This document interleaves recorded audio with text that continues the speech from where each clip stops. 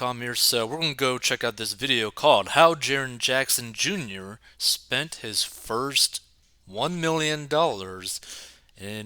NBA. First, I want to do a shot with the money all on my lap. What's up, everybody? This is Jaren Jackson Jr., and this is how.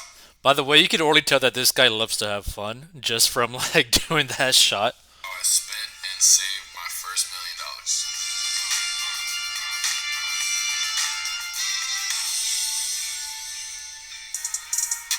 Falling in love with basketball was really kind of an easy thing to do in my household. It just was always around. My dad played professionally for many years, and he won a ring with the Spurs in '99. That's pretty cool. It's pretty cool that you end up having a father that also played professionally so that you could learn a lot of things from them. The mistakes, the right choices, potentially how to manage your money properly. In the same year I was born, lived in Maryland my early life, and then in Indiana, I was there mostly through high school. That's kind of what really made me basketball wise. I think I was blessed to get recruited by every school in the country. Obviously, I picked Michigan. Dang. Getting recruited by every school in the country. How good is this guy? Like, look, I don't know much about NBA, but if he was recruited by every single school in the country and basically had his pick of the litter, I'm going to take a guess that his contract is probably disgusting, right? It's probably massive. State. But that was just because they kept it real with me. I remember, if we had a bad game, all the schools would call me and be like, "Oh my God, you play so well, you're it, all that stuff." But Izzo and Michigan State would call me and they'd be like, "Yo, what are you doing? You're literally messing up. Are you good?" I used to hate.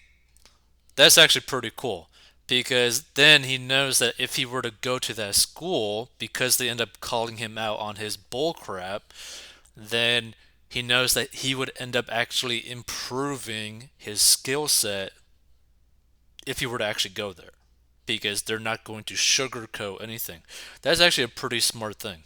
That. And then I thought to myself, they obviously want me to be great. They're keeping it real. Yeah, what was that like for you to be a top five pick?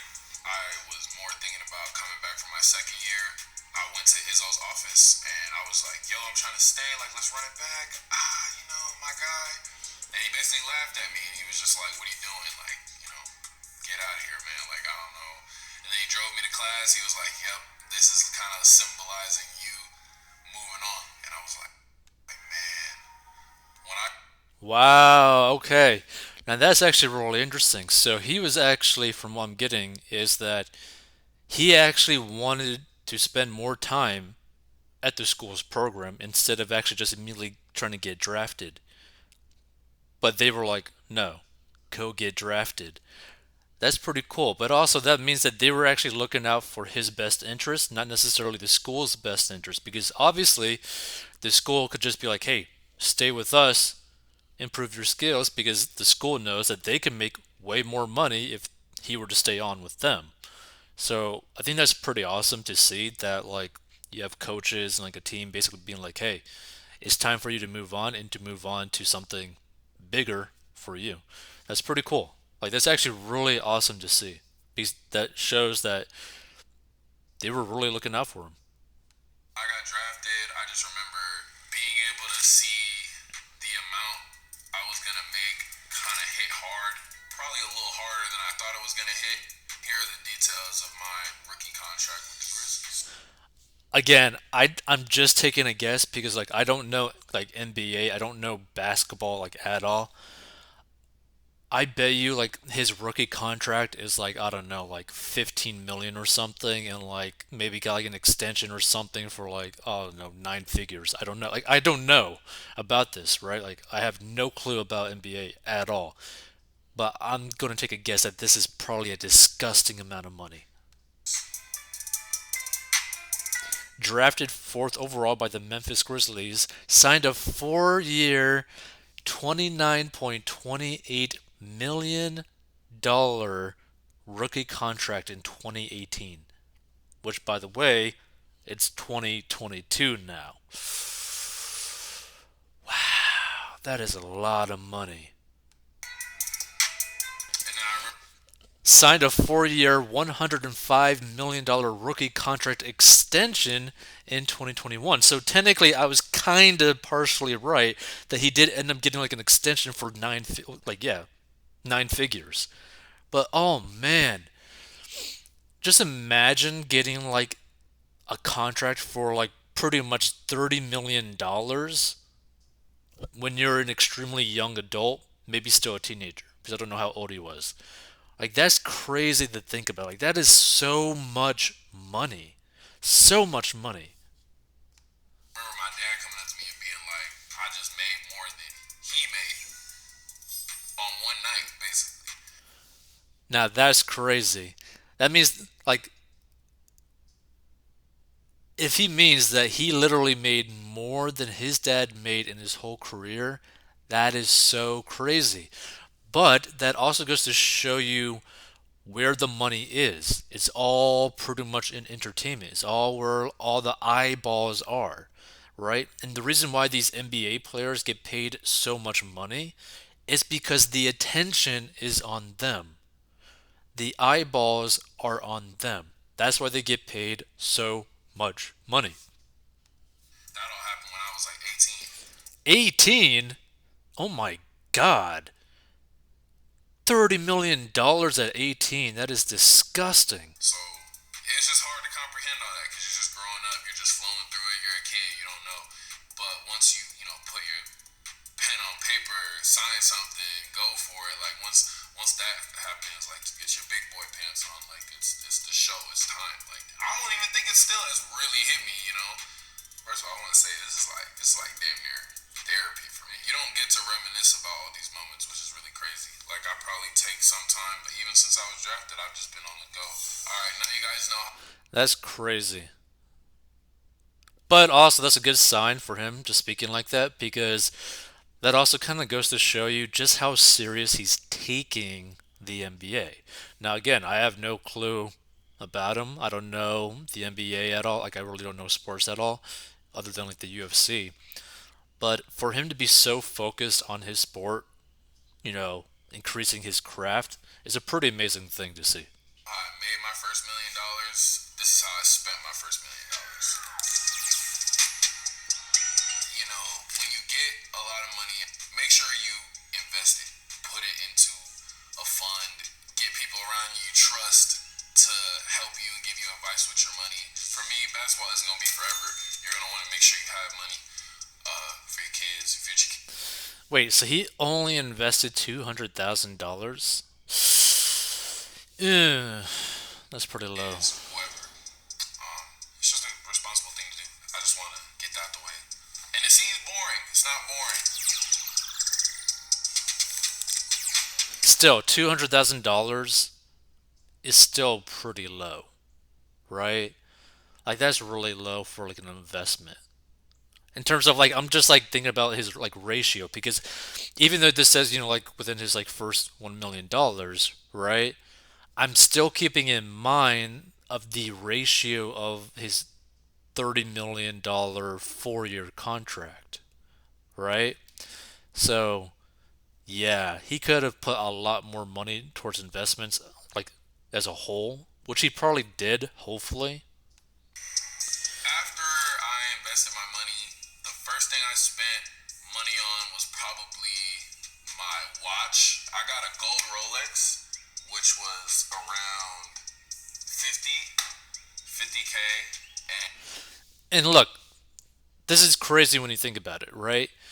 He only puts $200,000 into an investments, but like a quarter of that amount of money he puts into a single item, which is a Rolex. That's like a little bit crazy when you really think about it. I want to say a bunch of other jewelry for about 100K. The gold Rolex, I just wanted to have it. Whoa. Whoa. He spent He almost spent the exact same amount of money that he put in his investments. That is crazy. Like I really don't like this like ratio of like investments versus his spending because his spending is kind of nuts. Now, if this is like pretty much the only jewelry that he's going to buy throughout his whole career, okay, you could kind of overlook that, especially with the size of his, you know, contract. But if he keeps spending money like this, that's kind of a scary sign. But again, I'm also keeping in mind he was 18, right? You don't really make the best choices in life when you're 18. Go Nice that he saw figure. me that I could just wear with anything. It was clean. It wasn't too in your face. But I also hang around my friends, and at the time we're like 19 still, so we're just hype on everything. That's when you get like ice, like bling, stuff that's like bust down, flooded, and that's kind of where Hunted Bands goes into. And the sad thing is, the 100 bands, the $100,000 is probably only worth like 70 now, right?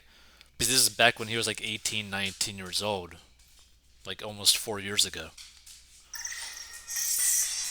I had an apartment that was around 50. In Memphis, cost of living isn't very high. The funny thing is, I didn't have a car because I didn't have a license yet because I was just chilling. I was Ubering to some games. So I'm guessing the apartment was like actually like $50,000 for like rent and stuff, which honestly isn't that bad, really, because again, doesn't really have a car, doesn't have a license, like he wasn't driving, so it kind of makes sense. Weirdly enough, I had to stop doing that because it got weird. I have some of the interns come pick me up for the games because I couldn't Uber no more. Yeah, and I was, thank God for them. Shout out them. They deserve some of this money too. I should give them some. And that's funny because like that means like the interns that picked him up, he actually ended up saving money because he no longer had to spend money on Ubers.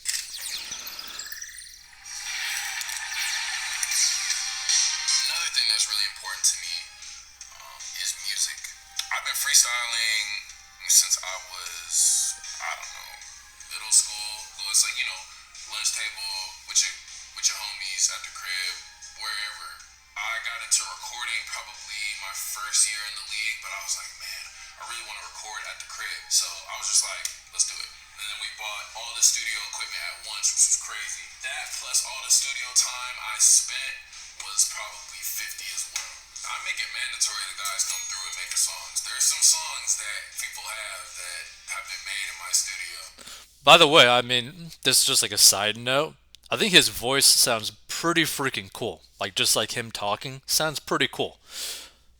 But also, it's kind of cool to see him basically invest in something for himself, like in terms of like fun, but also something that he likes doing, right? Because, like he said, the NBA is not going to be around forever, so it might be a good idea to potentially invest into something that might potentially turn into another career, right? Something to think about. You may never hear them, but they exist for sure, and they're nice. Believe me. Well, eventually I had to get a license. And when I got a license, I wanted to get a car that I definitely wanted for a while. And I got a Range Rover Sport, and it was black, and it was around 100. 100. Ugh. The thing is, again, in terms of like the ratio of his like $30 million rookie contract, it's not that big of a deal. But in terms of the ratio of his first $1 million, it is a big deal because this is literally half of what he invested. Think about that for a second. He just spent half of what he invested. That's nuts. On a car, specifically a Range Rover that is going to go down in value within like the 5 years. Now, funny enough, right? because of how crazy the car situation ended up turning into. Because, at the time, like 18, 19, it was actually a bad choice. But because of the crazy car situation that we are in, he might actually be able to sell that car back for $100,000. You never know. And I have red brakes on them, black wheels, black car, tint. Can't see me. And the interior is peanut butter. I call my car Peeber. It's kind of like my little Peeber car. Just a little thing for you. In the summertime, I was still homesick from Michigan State. You know how freshman years are. It's lit, everything's hype, and then I'm just poof gone. So I really wanted to go back a lot and visit and see my friends. And I was going on vacations, and I was taking my homies on vacations. Take the gang out, go crazy. Definitely spent a lot on traveling and going to like the beach or going wherever. And that was around 80 for vacation. $80,000 for vacations. Wow, that is a lot of money for vacations. And the thing that I'm kind of like noticing with his like spending habits on his first $1 million, and again, I'm keeping in mind that he was only like 18, 19 years old, but a good amount of the money is like spent on things that won't really last for a while, I guess you could say. And because like look, jewelry doesn't like buying like custom jewelry, like the Rolex might end up becoming worth something later on just because Rolex's marketplaces are kind of insane and can be kind of insane. But the other jewelry, the $150,000 worth of jewelry that he bought, is probably going to be worthless, right? Unless you like melt it down, and even then, it's still not going to be even worth half of what he actually spent on it. The Range Rover in a typical car market would be worth half of its like original MSRP. Now it's a little bit different right now because of the crazy car market, but like he specifically bought a car that has one of the worst trends of keeping its value. Like it crashes hard. Like Range Rovers like value crash hard nearly all the time, right? And the whole vacation thing, like there's nothing wrong with going on vacations and even spending a good amount of money on vacations, right? But the fact that he is so willing to pay for his friends to go on the vacations as well. Now I understand you want to spend time with your buddies and all that kind of stuff, right? The only problem, because of the situation that he's in, it would be very easy for those individuals to be like, hey, why don't you pay for our meals when we go out? Why don't you, buy us all a car? Why don't you buy us all a house? Like it's very easy to go down that path because he's opened the door for it now.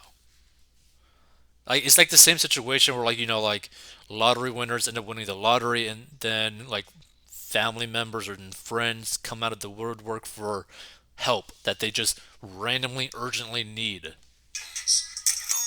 want to remember those things forever because when you're hanging out like that, it's priceless.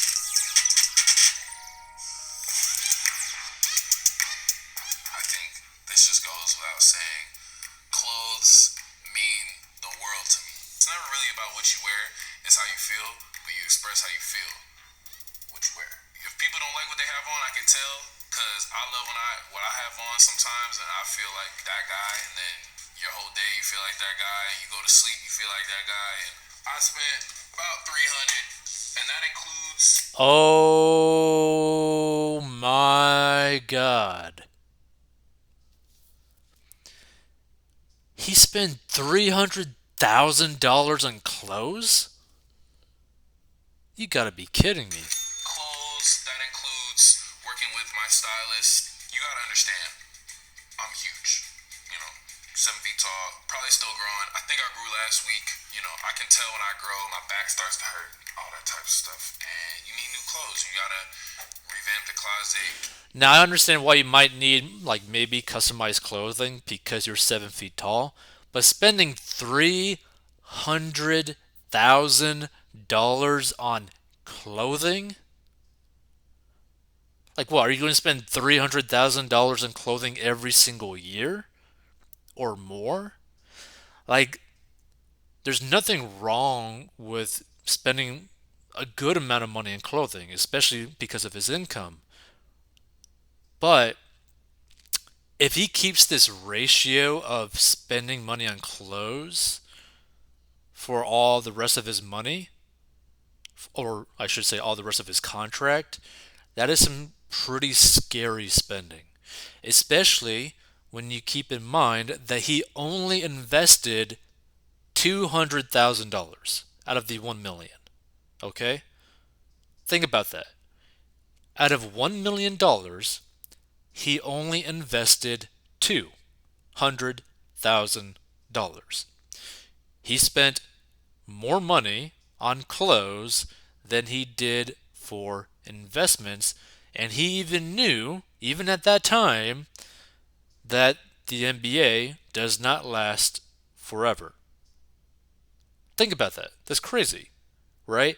And here's the thing, I completely understand that he has like a love and a passion for clothing, but I also don't want him to end up getting broke by the end of his career. I'm a little bit worried about that now because I mean this is some scary spending, like really scary. Get jeans, you gotta get stuff. Like, that's why I have a stylist to help me get clothes. Like, I also don't have time. What am I gonna go to the mall and what? Find a shirt?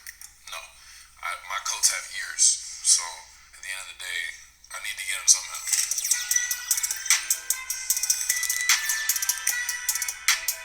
Huge, huge 70 right there. It's probably the best 70K I spent. 70 on my gang, my people, my family, my friends, anybody I care about. Being grateful, paying back for love given throughout my whole life. When you make it, you make way for everybody else. You want to bring everybody else with you. I'm generous. I definitely take care of my own. And I take care of people who have always loved me and care about me and people who I love. Now I do like that he has a generous heart in him, but again, I mentioned this not too long ago. He has now opened the door for the potential for these people to end up taking advantage of his generosity. And it seems like he's an extremely nice guy, right? And I'm just worried that he might end up falling down the black hole of feeling guilty that he isn't doing enough for his family or his friends or his gang and all that kind of stuff, right? It's like, just be very careful. For anyone in this situation where you have a lot of money available to you, yes, go ahead, be generous with the people that love you and that you love. There's nothing wrong with that.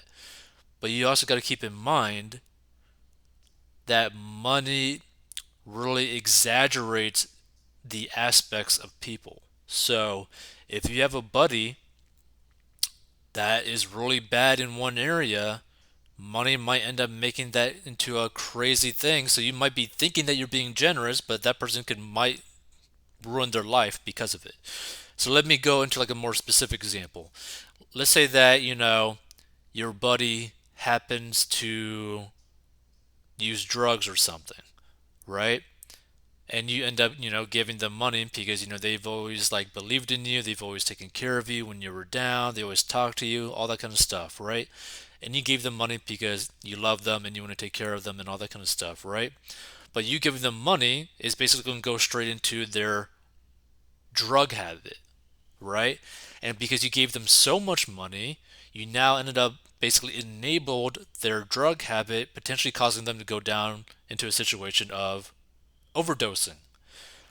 So you always got to be careful. Sometimes giving people money is not the right path for generosity, right? You got to be really selective in how you give money to people because it could actually ruin their life if you just randomly give people money like that.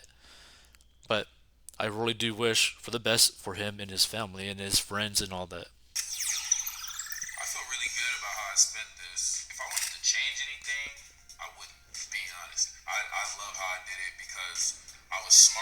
front. I got things that were like kind of bucket list things. I got things that I really care about. I took care of my people. If I was alone, who knows what I would have done. Get people around you trust, good people around you, give you good advice. Now, at least he doesn't like regret anything, which is always a good sign. But still, I just hope he doesn't keep up this ratio, right? If he ends up like turning the ratio on his head to where like now he saves and invests the majority of his income and also is generous, but then everything else in terms of like spending, in terms of his ratio of his contract, then it wouldn't be too bad. Now, if he's spending like out of $1 million, every $1 million, he's spending 300 grand on clothes each and every time, that's scary. If he's spending jewelry at the same ratio out of $1 million, that's scary, right? So just keep that in mind, you know? If you are not careful with how you manage your money, that money ain't gonna last forever. Especially if you're only investing 200 grand out of 1 million. It's not gonna be able to like sustain your lifestyle in the future. If you want to learn how to get out of debt, go to 40inbox.com.